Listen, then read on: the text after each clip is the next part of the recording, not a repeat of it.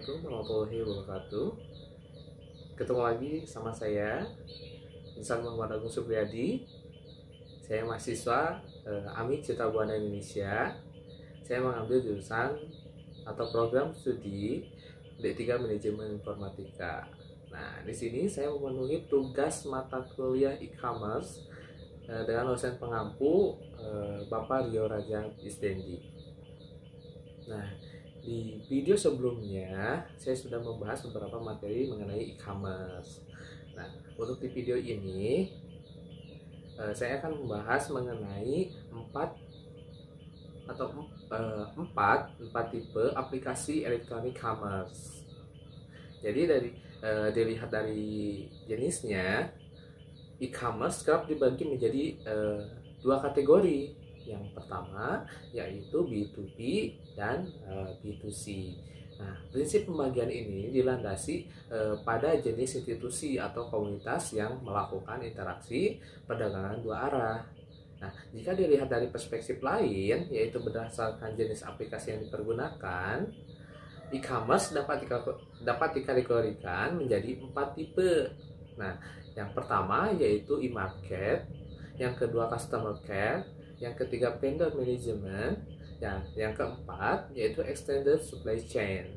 Nah, yang pertama yaitu e-market atau internet market. Nah, apa itu internet market?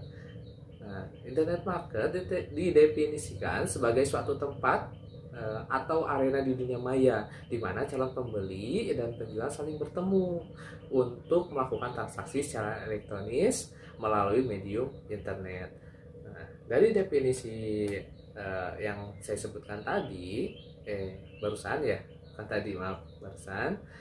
terlihat bahwa tipe bisnis ini adalah B2C karena sebagai penjual atau jasa, perusahaan berusaha menghubungkan dirinya dengan e-market yang notabene merupakan komunitas para pengusaha internet yang ada di seluruh dunia. Nah, prinsip yang dipegang dalam tipe ini adalah perusahaan menyediakan berbagai informasi lengkap mengenai seluruh produk atau jasa yang ditawarkan melalui internet dengan harapan bahwa ada calon pelanggan yang pada akhirnya melakukan pemesanan atau pembelian terhadap produk atau jasa tersebut. Nah, yang kedua yaitu customer care. Nah, apa itu customer care? Nah, tipe e-commerce ini yang customer care adalah suatu usaha dari perusahaan untuk menjalin hubungan interaktif dengan pelanggan atau konsumen yang telah dimilikinya. Jadi jika pada waktu terdahulu perusahaan biasanya menyediakan nomor telepon bebas pulsa, nah sebagai sarana yang dapat dipergunakan untuk pelanggan bertanya, berdiskusi atau menyampaikan keluhan sehubungan dengan produk atau jasa yang telah atau akan dibelinya. Nah, telepon ini pada dasarnya dihubungkan dengan pusat informasi perusahaan atau call center. Dengan berkembangnya internet, maka dengan mudah konsumen dapat berhubungan dengan customer service perusahaan itu selama 24 jam melalui situs terkait. Nah, beberapa pelayanan yang biasa ditawarkan melalui situs seperti real-time chatting, customer input change, dan lain sebagainya. Prinsip utama yang diharapkan oleh perusahaan dan mengimplementasikan e-commerce jenis ini adalah untuk memberikan pelayanan. Nah, pelayanan ini dikatakan pelayanan yang prima sehingga mempertinggi atau meningkatkan loyalitas konsumen. Nah, seperti halnya dengan e-market, sebagian besar aplikasi yang dipergunakan bersifat B2C.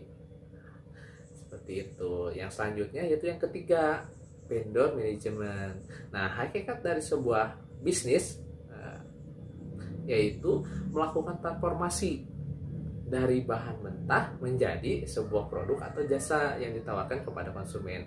Nah, dengan kata lain, mayoritas perusahaan pastilah memiliki pemasok atau supplier.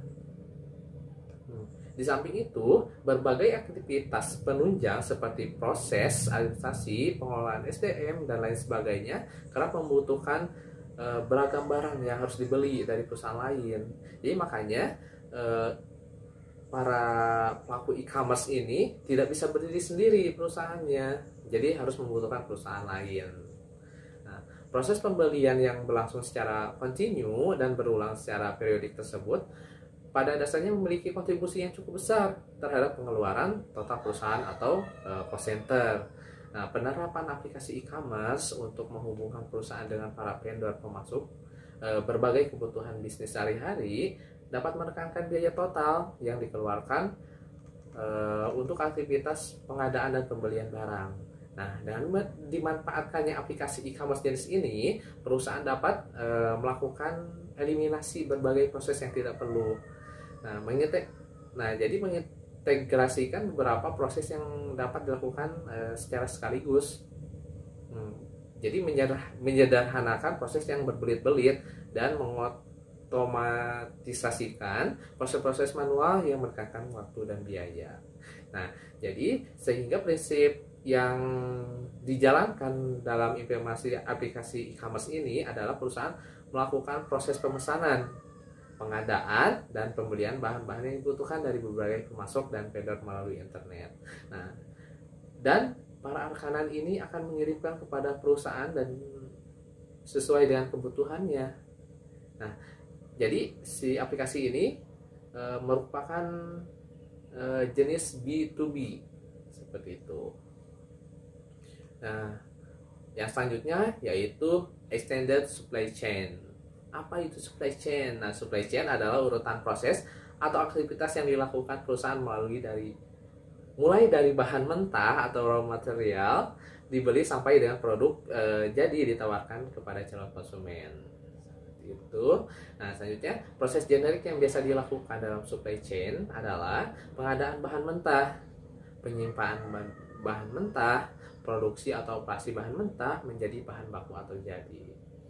Nah, penyimpanan bahan baku atau jadi, distribusi, pemasaran dan penjualan serta pelayanan purna jual. Nah, tidak seperti pada perusahaan konvensional di mana proses dari hulu ke hilir ini dilakukan secara penuh dan menyeluruh oleh perusahaan. Nah, untuk berkompetisi di era globalisasi seperti ini, seperti saat ini ya, perusahaan harus menjalin kerjasama dengan rekan bisnis yang lain. Nah, kunci dari kerjasama ini adalah untuk menciptakan suatu produk atau jasa yang lebih murah, lebih baik, dan lebih cepat dari yang ditawarkan para kompetitor. Nah, tentu saja untuk dapat menciptakan produk atau jasa yang demikian, proses penciptaan produk atau jasa di internal perusahaan harus dilakukan pula secara murah, baik, dan cepat. Nah, disinilah prinsip penggunaan e-commerce dipergunakan, yaitu untuk melakukan optimalisasi supply chain perusahaan dengan cara menjalin hubungan dengan seluruh rekanan atau pihak-pihak lain yang terlibat langsung dalam proses penciptaan produk atau jasa melalui jalur elektronis semacam internet ini. Nah, pasti jelas terlihat bahwa seperti halnya e-commerce vendor management, nah, prinsip B2B merupakan platform yang diterapkan dalam pengembangan e-commerce tersebut. Terima kasih.